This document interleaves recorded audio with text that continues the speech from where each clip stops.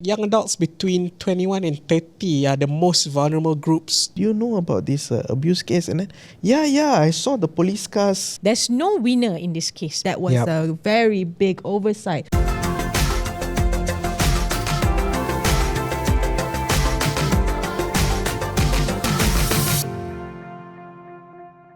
Hello everybody, welcome back to another special episode of Beyond the Headlines. Why it's special? Because we are zeroing in on the top headlines for crime and defense. Now, my name is Amalina Kamal and I'm here joined by Austin Camwins, our very own NSC specialist writer, also our very senior crime reporter. Welcome, Austin. Happy to be here.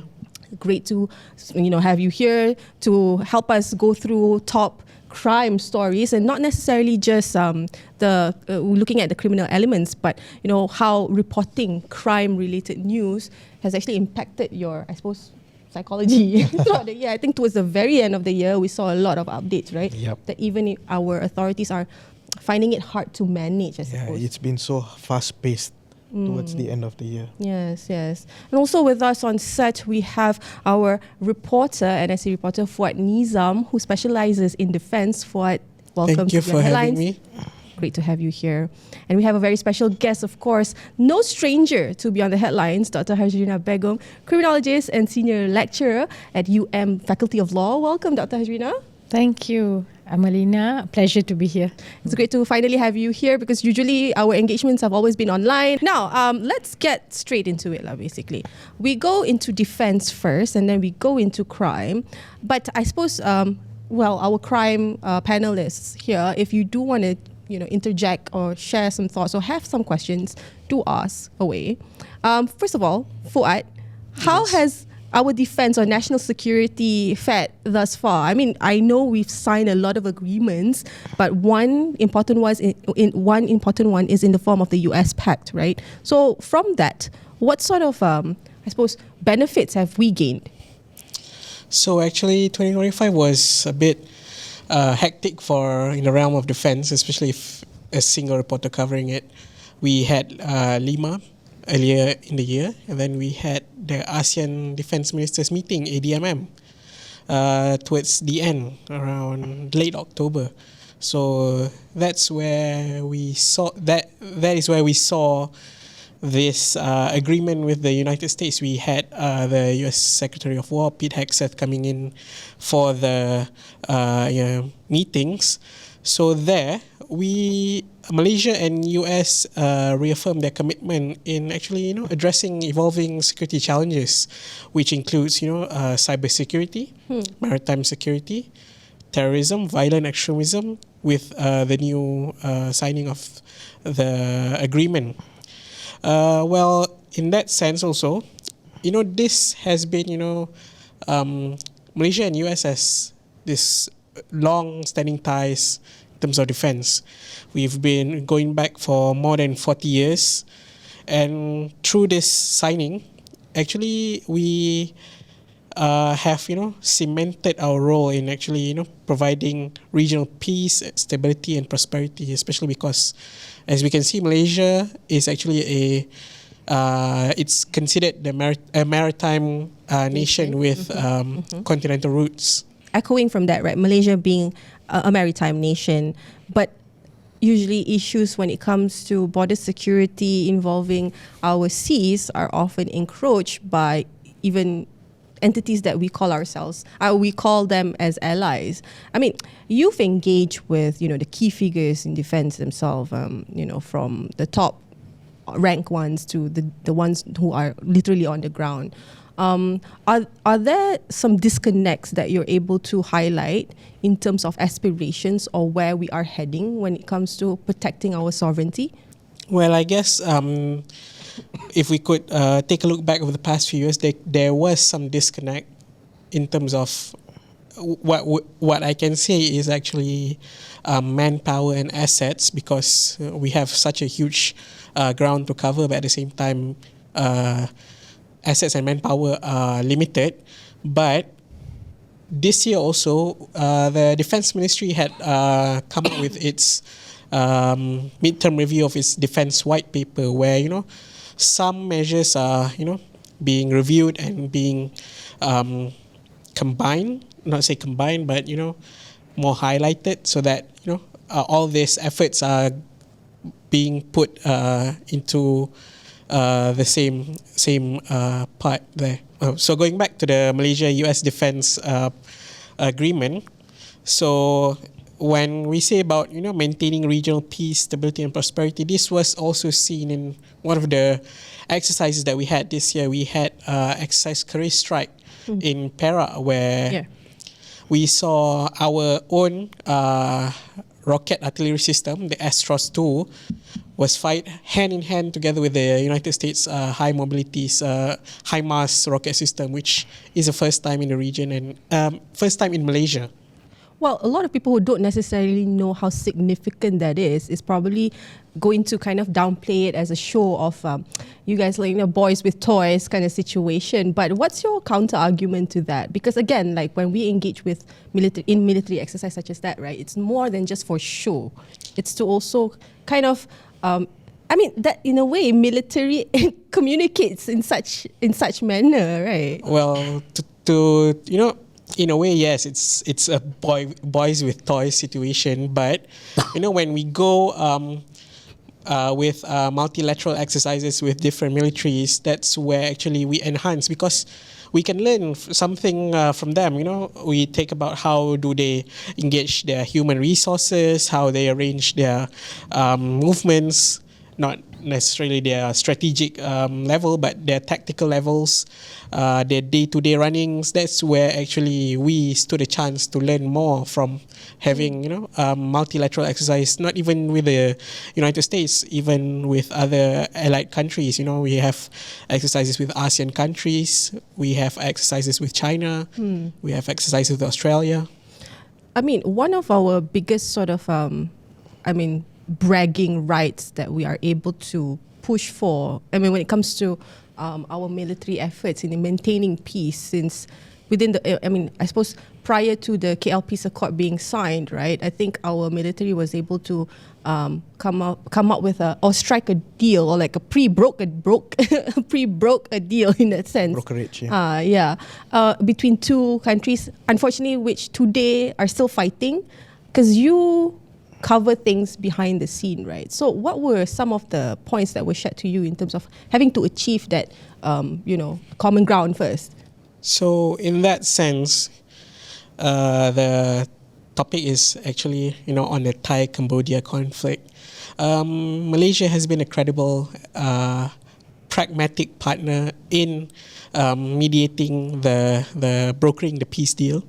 And, our armed forces are always at the forefront. We see the Armed Forces Chief General Tan Sri Mohammad Nizam Jaafar leading the ASEAN Observers team, where they have actually two teams, one based in the Cambodian side and also the Thailand side, which go on the ground and do all this monitoring on observations and making sure that both sides of the conflict are maintaining their to say their restraint. They're maintaining a restraint. Dr. Haezreena, I know that your focus is in criminology and everything, but when it comes to geopolitical issues and issues of terrorism or strikes such as this, at what point do we actually question the diplomacy that took place? What measures are actually able to address disputes between two nations? When it comes to disputes between two nations, it's always best to solve it diplomatically. That's why we do have peace accords and all this. But adhering to the peace accords is a separate matter, because the ones who signs the deal are the leaders. Right, the ones who violate are usually not the leaders, of course. The ground persons, and sometimes it takes just a small little fault for them to retaliate, and they will say that, well, we've been adhering, but there's this problem here that we need to retaliate and defense. So in that sense, that happens all the time. That's why you see the the endless peace deals in Gaza, for example. We've been listening about truce and then violation, truce and violation. So that's, if you see that happens in conflicting nations, It's no different than in this one lah. no difference, But because this is tiring. It is tiring to even report. It is tiring to even, having to go through the back and forth lah. Okay, we're going to come up with another truce, but we know that by the end of the week, that truce is going to be violated because one person tends to encroach or violate whatever agreement there was. Yeah. because we talk about human behavior. Everyone has ego. Everyone thinks that, they win. Even if there's a truce, it's a win-win. But even somebody feels that they want to have a bigger win. And sometimes a truce, when you cut the deal, is not because they really want a truce. It's because the truce is for some other reasons, for diplomatic reason, for economic reasons most of the time. Hence, you get people violating the truce, violating the deals, etc. Terrorism is, it's terror. So terrorism can be, it's so complicated that there's even no universal definition. But the thing is that in terms of the war against terror, US is always at the forefront, of course, and within Southeast Asian region, most countries at least would have their own counter-terrorism unit like we have. Now, in terms of Malaysia, as far as I'm concerned, because I do work with E8, special branch, the counter-terrorism unit, I'm also their experts to write their reports. I mean, we are still in a safe zone in a sense that, but we are always vigilant because we do have our neighboring countries as well, and they do have a network among themselves. I mean, transborder crime is a serious issue as well. So, Exactly. But what we don't want is to have people who try to equate every other crime or any crime as terrorism. That is alarmist. Okay. We do have certain people who's like that we need to be careful of, who's trying, this alarmist is people or quarters that we need to be wary of, because don't cause unnecessary panic. When you cause moral panic, unnecessary panic, there's a lot of repercussions. We talk about the stocks, we talk about shares, we talk about people's safety. It's chaotic. So and public order is public also order, important. exactly. Governance, right? Yep. Yes. So that's why sometimes we need to be careful when we hear views, and we need to cross-check with the police who does the investigation. Well, we'll get to that in terms of how investigations are being transparently conducted and everything. But perhaps going back to the defense aspect, perhaps that's one of the reasons why our pact with the US is quite strong there. Because again, the KL Peace Accord was broke, Trump came. Is it just more than capacity building, Fuad? One of the points in the agreement per se was actually to have officer exchanges between Malaysia and US, and I think this also goes with all other agreements with other countries, because Malaysia is a country where it sends their officers to the UK as well. We send officers to Australia where we learn stuff. But that's still capacity building. But Yep. like actually engaging in special operations, or Well, I'm not too sure. Like I think that is where actually we have to put a line to it, because we don't then fight other people's war. yeah, we don't Okay. go unless it's something like a peacekeeping operation where exercises.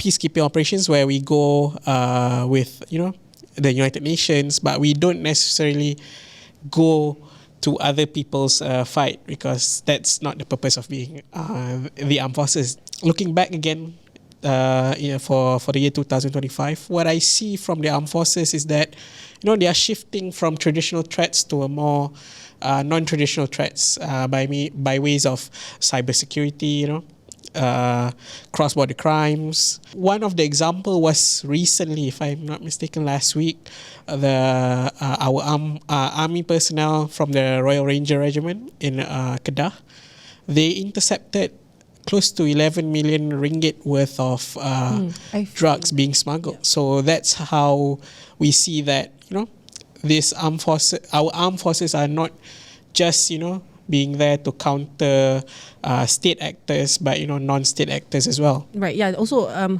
working closely with other bodies of authorities to ensure crimes are not berleluasa. Yeah, because, as one of the defense ministry's aim was actually pertahanan menyeluruh or total defense. That's what they highlighted in the defense white paper. Yeah. Okay. Well, we want to look back into, because you've already spoken about the border crimes and everything. So naturally, let's progress into that, right? Now, when we talk about border crimes, issues of smuggling, not just drugs, but wildlife, human trafficking, humans themselves. I think in the recent one was the Mat Sero, where they smuggled Myanmar migrants, or Rohingya migrants, or migrants from our neighboring countries, basically. And to some extent, they charge each migrant a certain amount. And imagine the amount of leakages that this is the one that is being blocked, right? But the ones that have been overlooked, it's quite concerning. So, Austin, first I ask you this. When you receive reports such as this, do you often feel like, this is just one of many? Or it's like, but I still have to report it because, it's still my duty to report it? Well, I think when you've been a crime reporter for as long as I have, you have to look at it from a more diplomatic way. You cannot be dramatic about it anymore because you see a lot. You really see a lot. And when we talk about smuggling of migrants, drugs, our borders are just so porous. And we don't just have land borders, we also have coastlines. Yeah. So, police force, we have about 110 or 115,000 police officers, if I'm not mistaken. 33 million Malaysians. Is that enough? But this year alone, do you think that, I suppose, more budget, more attention has been put into upgrading or retrofitting our force? You can't blame our policemen. They are doing the best that they can with what they have. But at the same time, we as a nation, our people also have to play their part. We can't just be living in silos anymore where I mind my own business kind of situation, So we have to help the police as well. We have to be their eyes and ears. Doctor, issues of human trafficking tends to have a very blurred line, right, in terms of where you should show empathy, where should you protect your right as a citizen, because a lot of people or a lot of critics will tend to say that, why are you protecting the migrant who comes in here illegally when they are probably going to steal your job, probably they're going to steal your opportunities.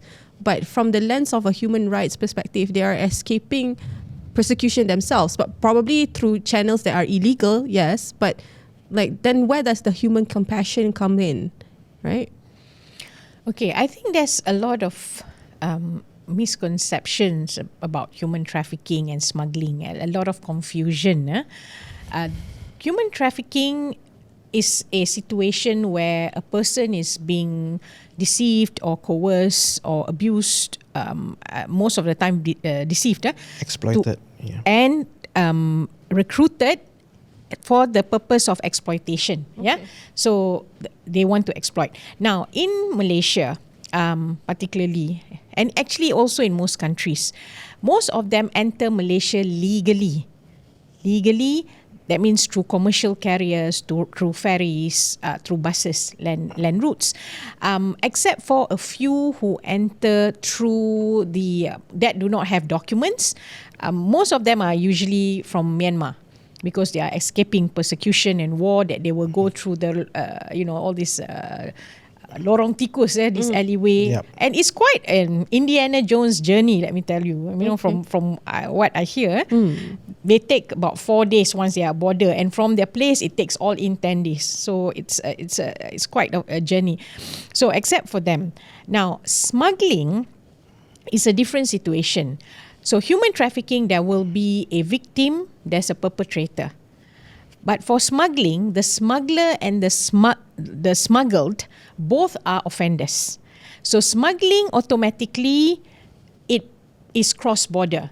But human trafficking is not necessarily cross-border. You can be trafficked domestically.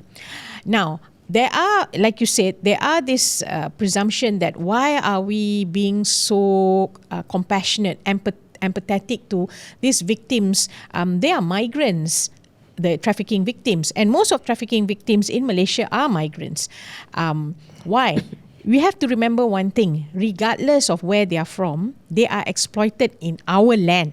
Yeah. So once they are exploited in our land, we have to be responsible. We have to show responsibility, accountability. And they are human beings. So, human trafficking, it thrives from demand.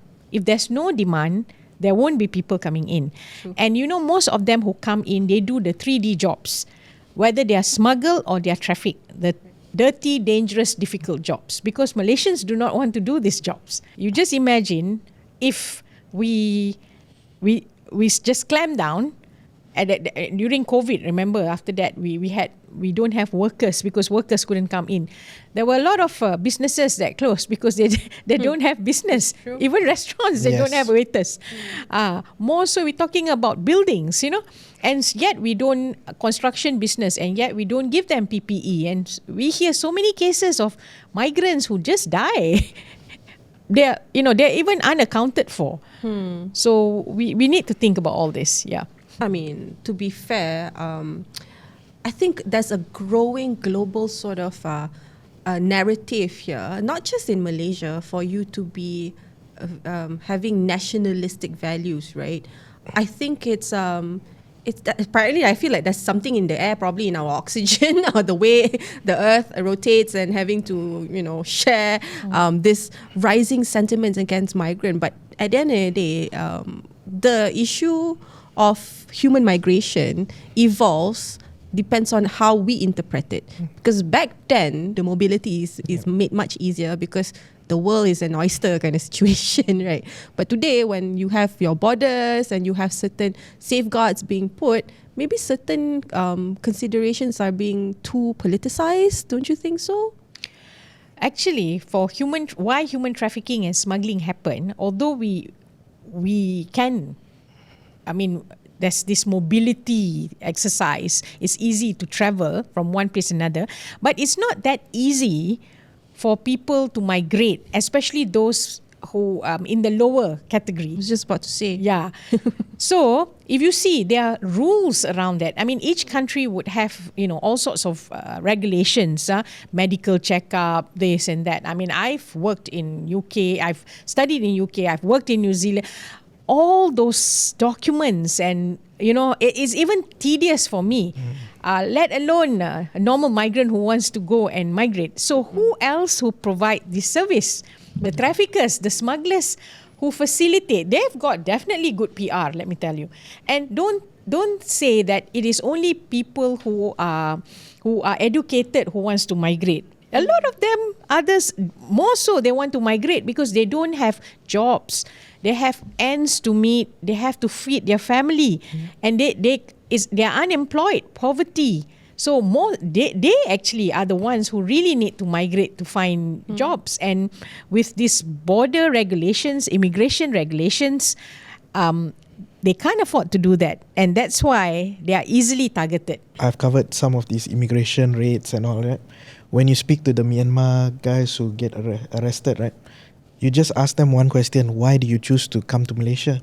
They'll tell you the opportunity for work is just much better compared to in their homeland. Again, I say this because I'm not to necessarily having to push, like we have a social responsibility, like it's like an obligation that we have to accommodate, people with maybe probably lesser economic sort of standing. But for us to also put ourselves in that position, if we are driven to poverty, and we have to find means to alleviate ourselves or our family out of it, the why stop? Because everybody has a right to those sort of liberties and options, right? But again, yes, of course, we have to also be mindful of the illegalities that are taking place, because people like these will exploit the vulnerable ones. Yeah. And unfortunately, the vulnerable ones will be the one who is first sent to jail. But if you see cases on human trafficking smugglers, their agents are usually their own people. the big agent is the local, but they will not know who's the boss. It's layered. Yeah. They won't know who the big boss, because especially those from our neighboring countries, who do you trust? You trust your own people of your own kind, or people who speak your language. Orang makan apa? Diri sendiri. Diri Yeah. sendiri lah. Ha. Ular dalam selimut kind of situation. Exactly. Okay. So if from my experience interviewing all these victims, they are all, most of them were deceived or abused by the people of their own people, who speak their language, and then they do have a Malaysian boss or whoever that they don't deal with. So it is their own people itself who's taking advantage actually, but residing in Malaysia. In terms of community policing, what can we do better to kind of report if we're able to detect syndications such as this? So actually for trafficking, we have now 4P, protection, prevention, prosecution, now partnership. So partnership, that's why now if you go on the plane, when you arrive Malaysia, you'll hear that, the announcement, Malaysia imposes strict laws, penalty on human trafficking. So that is a kind of partnership with the airline carrier. But we need to actually create more awareness, because let's say there is a place where you have smuggled or trafficked victims working. People, the businesses around them, and taxi drivers especially, they know they are making money too.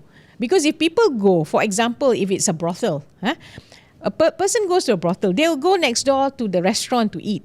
And even the restaurants take orders from the brothel. So people around, the businesses around there, they actually know. They actually know. Yalah. But they do not wish to, report. Mind my own business kind of situation. Exactly. I hear that. I go to my hairdresser, and my hairdresser was telling me, at that place there's Vietnamese girls. Yeah, I totally get it because I'm sure like our reporters here are quite familiar with that, right? When you source for your stories, right? The first thing you'll ask is probably you ask the people around. The neighbors, right. Like maybe you can share a little bit in terms of what this year, maybe some cases or a report that you've gone through, probably held through to actually put on paper. Funny you should ask, and it goes into human trafficking as well, because I think it was in November, late November, there was this maid who was exploited and abused by her employer in Rawang. The story came to light after she ran out of the house after she was abused, and she went to a neighbor for help. The neighbor subsequently brought her to a welfare house, and then they sought for police help. So what I had to do the next day was go to the neighborhood and talk to the neighbors to see what was going on.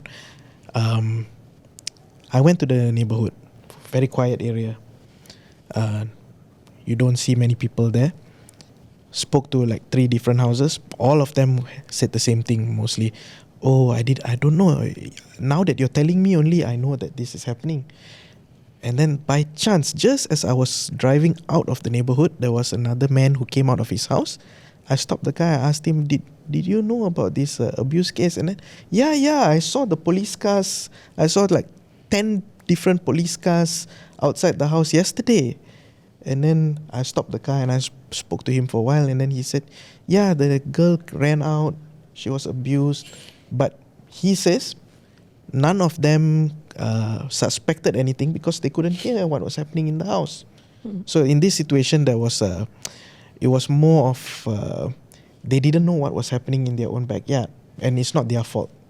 No, everyone is private, right? Understood. But should it be made a responsibility for us to know thy neighbor, know what thy neighbor does or whatever? You can know your neighbor, but where is the point where it becomes like, no, you're too nosy. You're trying to find out what's going on in the house next to you. Like, there are situations where we are called to act, like when you hear someone screaming or shouting or in pain, what's the first thing you would do? Someone's in pain. Maybe I should call the authorities to help. Or the first thing you should do is probably go and check on your neighbor, knock on their door, what's going on. It's a fine line. You have to figure out how to navigate or maneuver. Because you also have to understand they have to live with the neighbor after that as well.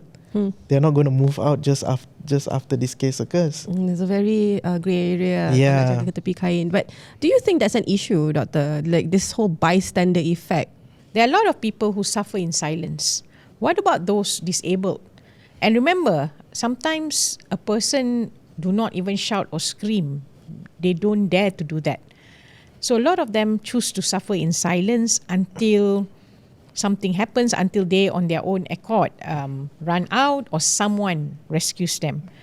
Sometimes it's just a bit too late, right? It is always too late. A lot of it is reactive. A lot of it is reactive. And then we still have this situation where don't get involved. Don't get involved. Because if you get involved, you have to speak to the police. They may call you to be a witness in court and all that. Yep. So a lot of people choose to not. I see this all the time on how people just refuse to ignore, choose to ignore, look away because they do not want to get involved. Since we're on this particular topic, having to not detect the red flags within your society or within your close group, it's very hard to not highlight about the case that took place in Bandar Utama. Unfortunately, the perpetrator is a young boy whose parents really did not expect would be driven to such violence, right? And then there's a question of having to, put the blame on someone. Our society is always like that. When cases like this happen, someone needs to go down. But we tend to overlook the situation of what the parents of the perpetrator might be feeling. And of course, naturally enough, we saw the parents apologizing profusely to the parents of the victim. Yep. Right? So in this sort of complex, sensitive situation, right, Doctor? Especially for us as netizens or the public, having to zero in, what are some of the guidelines that we have to adhere to not exacerbate the situation further? Okay, firstly, this case is sub judice. So I will just talk about it generally. Correct. Because this case involves the victim and the child in conflict with the law. I like to use the term child in conflict with the law, which is more friendly lah. I'm not keen on using perpetrator if it's a child. Okay, so, fair enough. So both of them, we have to tread very lightly, and this is a delicate case. There's no winner in this case. Both to me are victims. Unfortunately, the girl suffered a horrific death. And the child who committed this act of crime has also a lot of issues and problems. So the child is under observation at Hospital Bahagia. I heard that the police requested for another month or something like that, and I don't know whether it's over or not. And this case, I know that D11 from Bukit Aman are actually monitoring this case closely. So when it involves a case where a child is involved, we have to look at it. Don't look at it just from a crime aspect. I know some people try to look at this, the note, a manifesto, and all these things. Do not equate everything to. Don't be an alarmist and try to equate this to some extremism, or violent online games. Yeah. Online games should be banned altogether because a lot of people play online games, but they do not end up into that. That's why in criminology, you can oversimplify things. No, yes, it takes a culmination of factors. Yes, factors. So. Even like in Indonesia, there was a case of a 17-year-old boy who detonated something, isn't it? Explosive and killed a lot of people. Even there, they looked at it. Somebody asked me about my opinion there, and I said, that's a child. You have to look at it from a different perspective, and that is even a bigger case. And they are looking at it from a children's perspective. Yep. So like us, when we see any crime involving children, the first thing is the welfare of the child. We have to look at the welfare of the child, and then you have to see why the crime was committed. It's not the other way around. That's why child activists are very careful. when there are attempts to try and equate certain cases as like normal ordinary cases. That's why we have child psychologists, Yep. child psychiatrists, and actually we lack all this in Malaysia. Yeah, and then I think many people also fail to understand that when you're looking at teenagers, Exactly. they can't, they don't possess the skills to regulate their emotions properly Exactly. compared to adults. Exactly. Yeah. And our frontal cortex is only developed by 25 or something like that. That's Yeah, why exactly. we're talking about, delinquency. Of course, we say that crime is a crime, even if a child. But we do have our Dolly Incapax rule, 10 and below cannot commit crime. But like I said, when a crime is committed by a minor, we have to look at things in a delicate way. We need experts to look at it. Yeah. And doctor, since we're on the topic of the Bandar Utama stabbing, how did you feel about the pictures that were being shared of the crime scene, of the victim, of the Note. note and the suspect as well? I found it very disturbing because I found it there's no utter respect for the child. And then I've seen that the note was being passed around. It was even being published by media, and some so-called people who try to analyze, try to look at it and pass it around, equating it to Columbine massacre just because Yeah. there was A that manifesto. reference made to it. Yeah. Yep. Just because you write something doesn't make it one. And Yeah. and you can't just call it that, an act, and try to equate it with, other acts of terror. You can't just simply do that. Because you just take a note, I just simply write something. I write just the word jihad does not make me automatically a terrorist. You see, and that's a child. So I was very disturbed. I wish that there would be some censorship, and it interferes in investigations as well. It interferes in investigation, and when the case goes to court, the people will say there's trial by media, so the person can't get a fair It's trial. already prejudiced. Exactly. It's true. Exactly. Because we also see this being mimicked with, of course, another tragic death of a student in Sabah, right? Yeah. Where the death is being heavily, the narrative is being heavily debated Exactly. and heavily dictated by netizens first before the authorities are able to kind of share proper updates towards it. I mean, yes, we know how that transpired. Like initially, there was no call for a post-mortem, and that was Yep. a very big oversight. Austin, probably you can just take us through in terms of just give a refresher to our audience and where we are at today, lah. We are talking about the case involving Zara Haezreena, right? Well, I think the whole case stemmed from a lack of information, of validated, authenticated information, So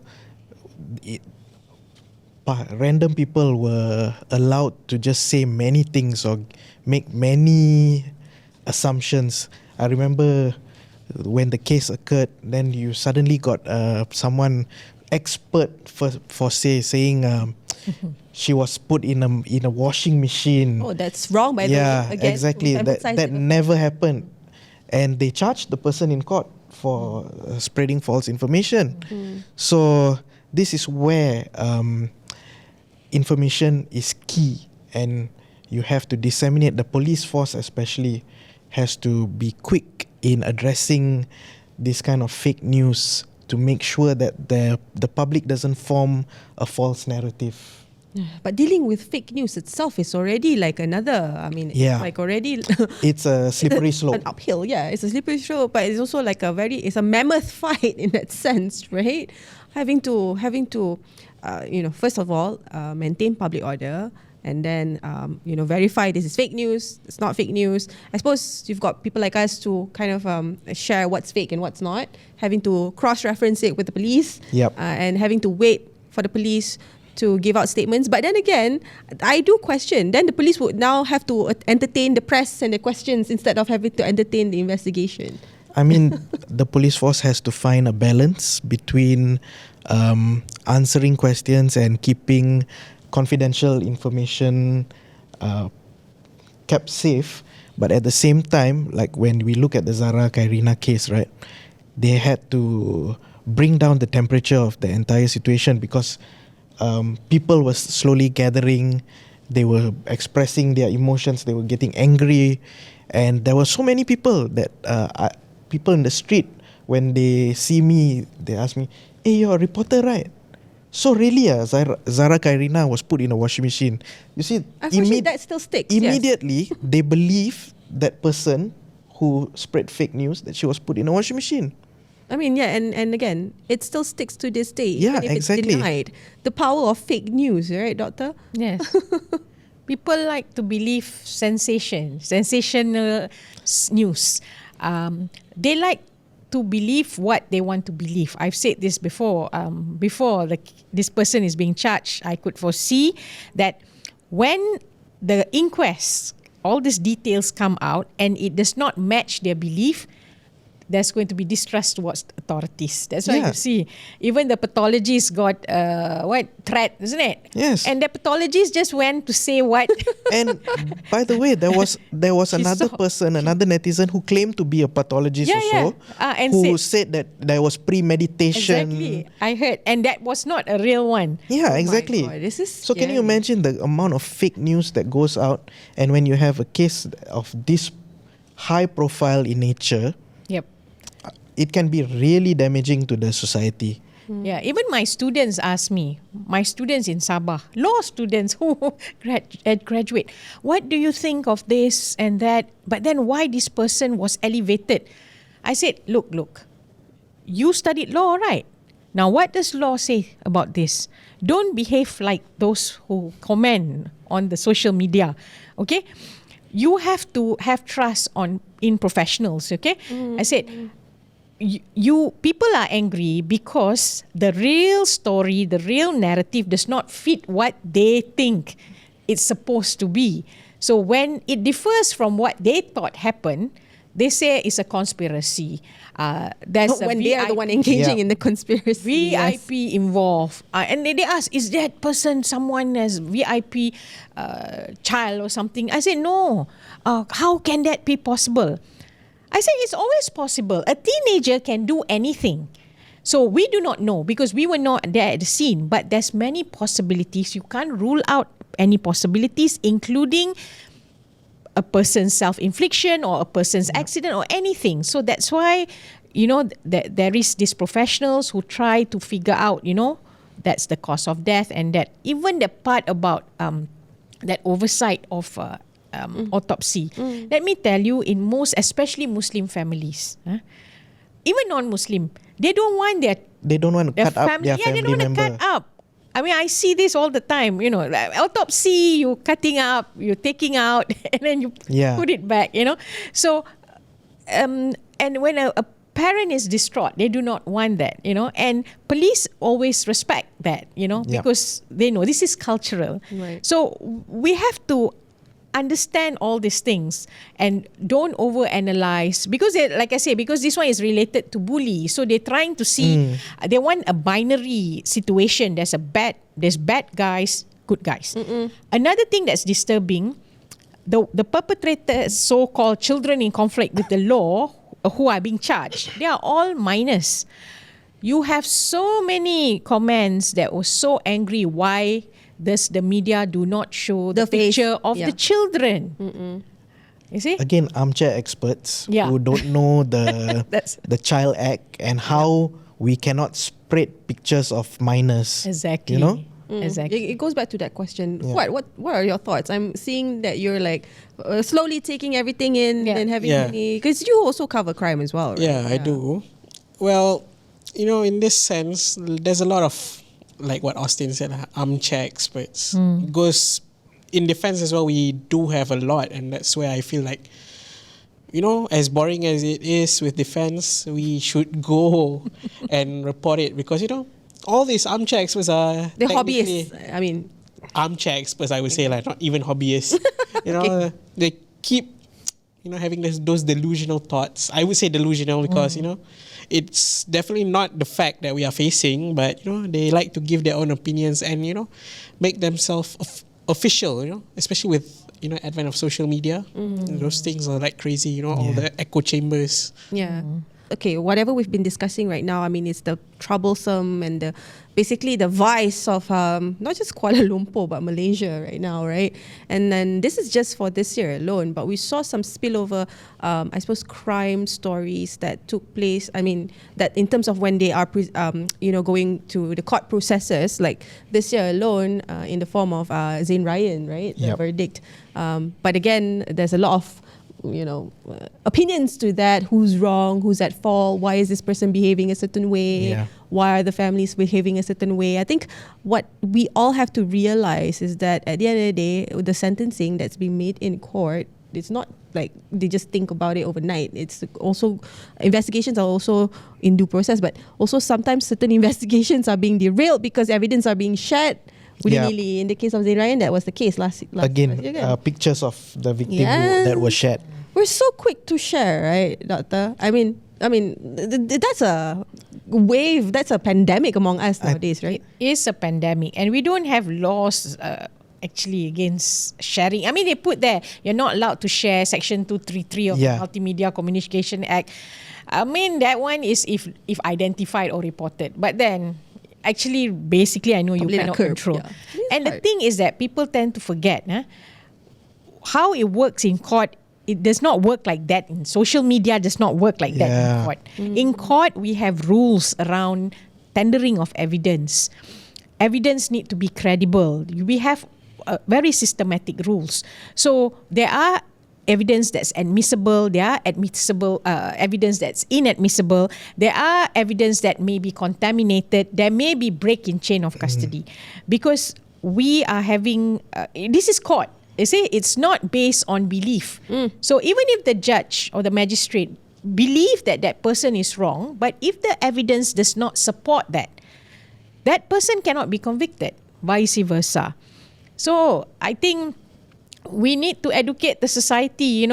As great as we have this social media, you must remember, courts do not work like social media. Or probably we think like that because we believe in the pop culture references too much lah. Very much so. I think a lot of the time it goes to these people with their families, especially in their family groups. So they get a picture. Viral kan? It's not exactly viral kan, but they are sharing it with their family, and then they think it stays there. But then their family members pula will go and share it with other people. But the act alone is viral. I mean, it's viral. It is. I mean, it just needs to get the right kind of attention before it to become our public need to learn, or how would I say this? we need we need education, our public, and the education from kindergarten level.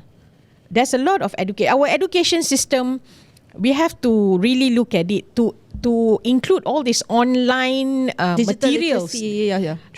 Because you cannot go on through the old traditional way. Correct. I've said before also, maybe parenting course even, because people say, are you even fit to be a parent? Because we don't care. I mean, so all the child abuse and everything. 10-15 years ago, this was not here. It wasn't here. So yes. So this probably was here lah, but it was like not necessarily like with us. Information flows so freely now compared to a decade ago. Exactly. And we have to adapt to the times. Exactly. Well, issues of cybercrime issues are also growing, right? People are getting scammed a lot. A lot of people have lost their finances, but that's not just this year alone. It's since 10 years ago, probably we had love scams and all back then. Love scams, but now that has grown into a so more many, sophisticated scam kan. That's actually very scary as well. So even for me, not having kids, but I do have elderly parents. I mean, not elderly parents, but those who have already retired. They're not necessarily not digitally savvy, but I still have to remind them, whatever links any of your group chat workmates or whoever, friends from the past share, do not open it. I think a lot of the time the public also is afraid to ask. So you get a call from someone, instead of asking a friend, you immediately believe the person on the phone. Exactly. I think the public needs to Be educated. Don't be afraid to ask questions. Yeah. Ask questions. But sometimes- going back to that, I think last week, the Commercial Crimes Investigation Department, they did come up with these statistics. I wrote the story. That's why they said like young adults between 21 and 30 are the most vulnerable groups to telecommunication crimes nationwide. Yep. If you're 21 years old to 30, this is you, okay? Yeah. Or it could be you. So out of like the 30,000 case, they account for one third of it. Wow. Look at that. That's a lot. That's a lot. And these losses are around 750 million. So That's a lot. And I know for love scams, most of it are women. Yeah, instead of Yeah, men. exactly. Oh, And- women instead of men, but Yeah. men don't get scammed in such I a mean, way. they do. They do, but when we talk about love scams with women, it's mostly because the women are lonely, they're looking for love. Yeah. When we talk about the men's side, Catfish, different side lah. men's side is mostly blackmail. So they lure you into sharing intimate photos and then they blackmail you after that. Wow, that's another topic of its own. Yep. Right?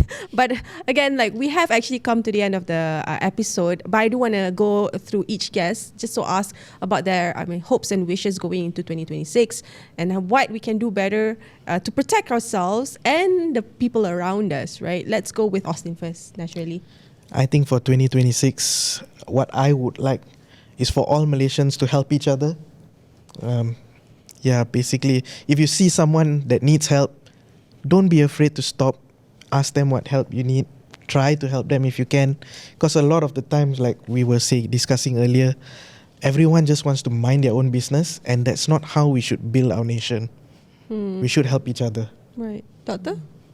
Yeah, that's a good wish actually. I wish for that. But I also wish, we can be more empathetic towards human beings, towards animals, towards environment. We coexist. So we here towards children, every being we have to respect. So that's my wish lah, for us to be more empathetic. Okay.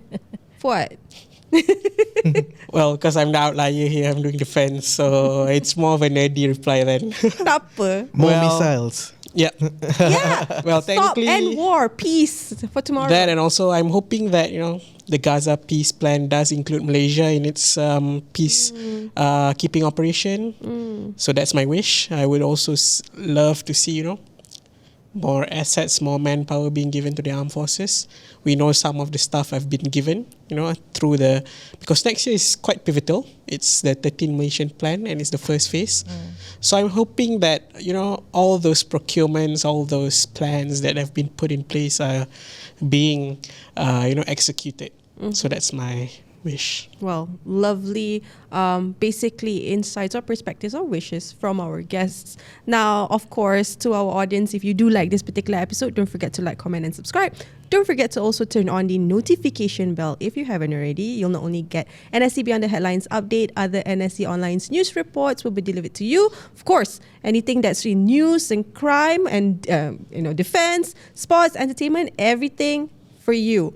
Thank you once again to our guests. We've got Fuad, our NSC reporter. Thank you so much, Fuad, for being here. Thank you. Dr. Haezreena Begum, thank you so much for being on Beyond the Headlines. Most welcome. Thank you. And to my co-host, Austin Cameron, thank you so much Thank you your for having lovely insights too. Do follow us on our socials. We're everywhere: Facebook, Instagram, X, TikTok, as well as Threads. My name is Amaina Kamal, and I'll see you next week.